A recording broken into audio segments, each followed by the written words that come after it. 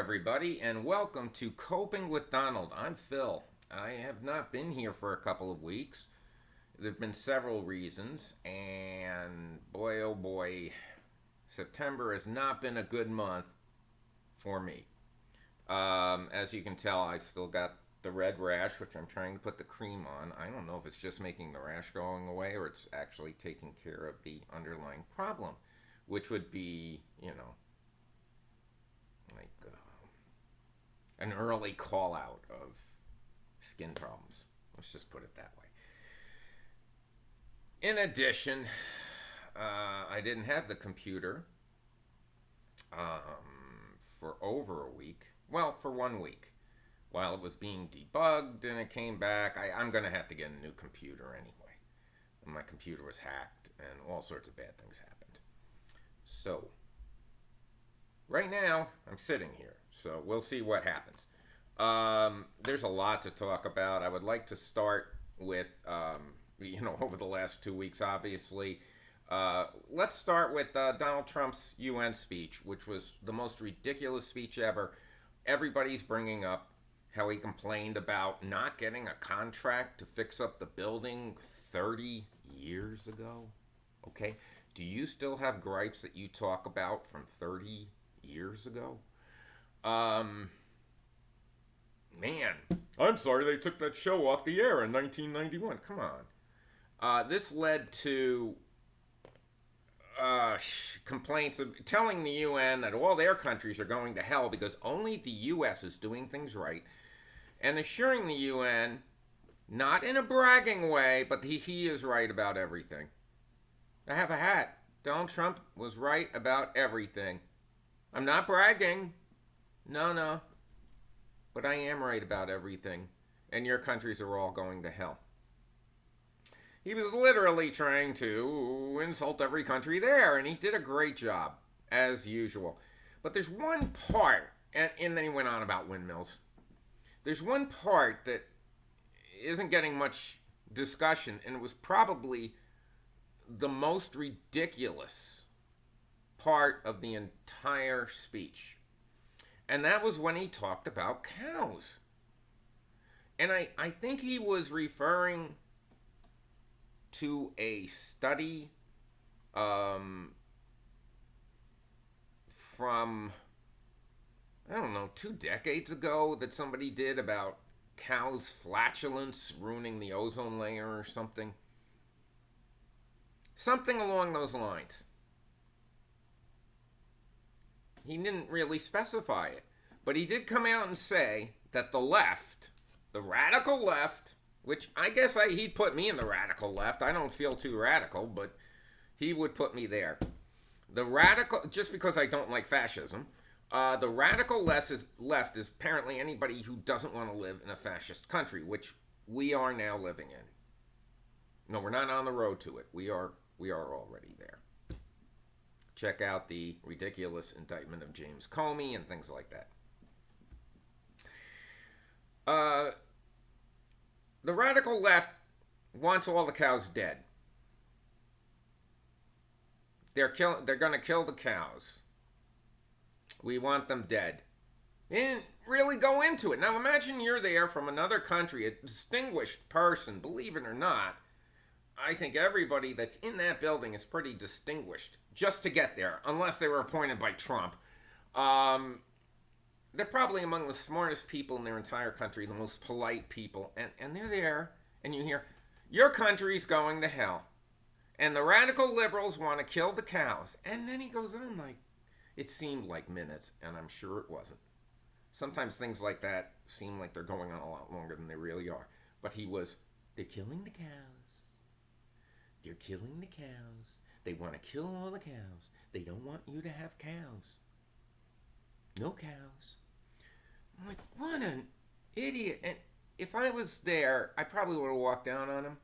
He obviously has nothing real to say except threaten people, please don't encourage renewable energy and, crack down on your citizens more and jail them. And I mean, what's this guy going to say? That's constructive to world affairs. And in addition, of course, we have the escalator crisis, which shouldn't be anything. The escalator stops. Melania looks. She realizes it's not going to work. She walks up the escalator. Trump continues to make a big deal out of it. On and on and on. He should have just laughed and said, wow, that was unfortunate. I guess I'm going to get my exercise in. Something like that. Appear human. Instead of appearing that you're so much more worthy than everybody else. Especially your supporters. Speaking of supporters and America First and MAGA. America First. Well, Argentina has a dictator named Milei. And this guy was the guy who was on stage with Elon Musk during the chainsaw thing. Chainsaw bureaucracy. You know, you all remember that. So, Milei went to Trump and he asked for money because he screwed up his country even more. Argentina has a history of financial problems, monetary problems, and bailouts. And large inflation, which is why more than half the country lives in poverty in Argentina. So instead of Milei making it better, he made it worse.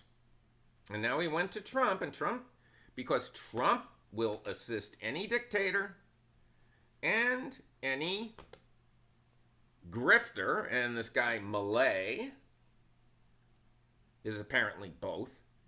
Trump's going to give him $20 billion. Now, when you think about a budget of $5 trillion or whatever, that in a way seems like, yeah, I guess we can do that.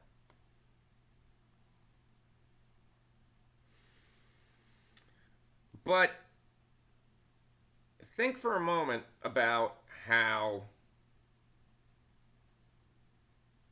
you're getting cuts to food stamps and you're getting cuts, almost a wipeout of Medicaid, which is going to cause a lot of hospitals to close in the same way that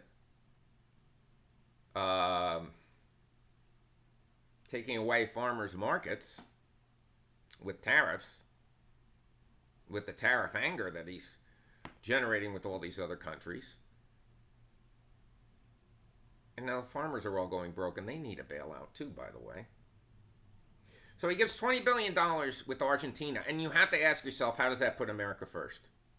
Oh, because it makes a stable Argentina. No, it doesn't, because everybody still lives in poverty. He's going to give Argentina $20 billion, which America can survive, of course.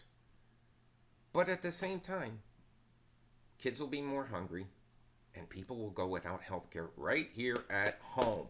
How is that putting America first? How do you reconcile that? And I have nothing against the people of Argentina. I'm sure they're lovely people. They have to have a better election result than what this guy Milei did. I hope they see this as a huge mistake the way we are starting to see in America. By the way, South Korea just came out and said, we really don't have $350 billion to give you, Donald Trump, and it would ruin our own economy. And guess what? We're going to put South Korea first. Well, what a surprise. Did we expect South Korea to put America first? That Hyundai plant disaster, arresting all the illegals and holding them for a week. Man, can you imagine? That's something I would complain about 30 years later. If I was a South Korean, went to America with a visa, and then Donald Trump had me detained for a week. I don't think I'd ever let that go. Against America, or, more importantly, Americans. You see, when Donald Trump talks about putting America first, do you ever see him putting Americans first? I don't think we've seen that all year. Recently, a focus group was asked to rate Donald Trump, like a school. And all the focus group members gave him a D, except for one who gave him an F. I don't know. I'm trying to think of something. I'm looking for an excuse to give Donald Trump a D. And I can't. Everything that he's done is repulsive to me. Now we've got 1,200 people missing from the rolls right now at Alligator Alcatraz because they've been told to shut down. By the way, Florida's paying for that. Federal funds are supposed to reimburse Florida. Good luck. In the same time, and I live in Florida, when Disney is in big trouble and nobody wants to go to Disney, and we're not getting tourists.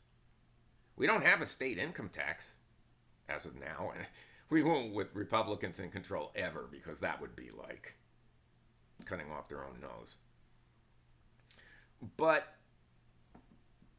we're going to have to make up the money somewhere. It costs a lot just to build it, if you remember. Yeah.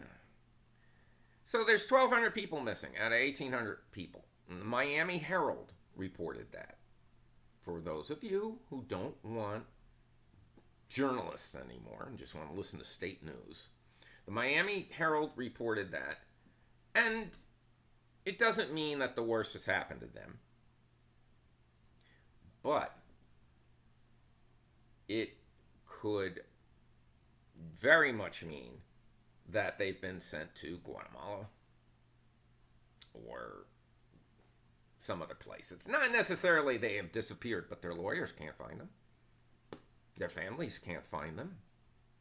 If you were related and you loved one of these men, as an uncle, as a brother,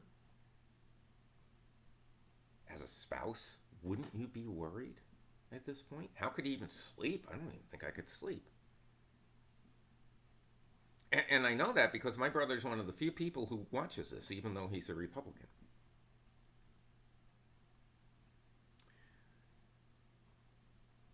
$1,200 people, and ICE says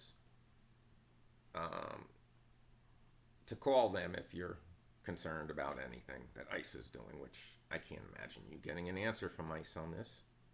Can you? Even getting through. You ever deal with immigration? Oh my God. 1,200 people missing. They don't have records of sending them anywhere, and they're not there.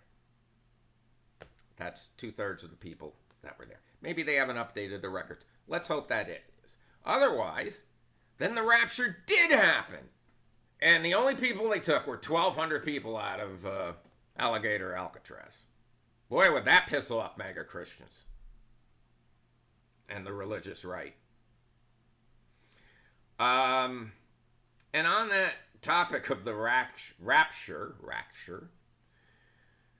you know, people, if this ever happens again, it's okay to love God. I believe in Jesus. Okay?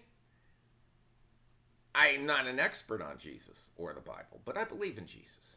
I try to live a decent life. And I know I haven't been perfect. I know I haven't given God the attention that I should have. So I would never be raptured. But I do believe. If you believe there's going to be a rapture, please don't give away your stuff. Please don't sell your car. Okay? Because it's actually kind of insulting, I would think, because apparently you're not supposed to have anything when you get raptured.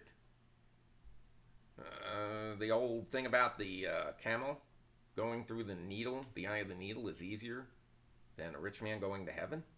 So they give away their stuff. You think God hasn't been paying attention? You think God doesn't have records of this? Like, you're a billionaire, and then you're like, oh, I know the rapture's in 7 seconds, so I'm going to transfer my money to whatever. Man, you're really underestimating God, if that's the case. That is the most ridiculous thing I've ever heard. You know what? Prepare for the worst, but hope for the best. Really. Do it a little smarter next time, and don't come on saying you know so much about Jesus and this is going to happen now, because that's that condescending stuff. You're not as good as me and you're not as smart as me. And people don't like that when you have to go back to work after the rapture. We're approaching 15 minutes. I'm going to sign off. I had one more thing to cover, but this is Coping with Donald. I'm Phil. Have a great day.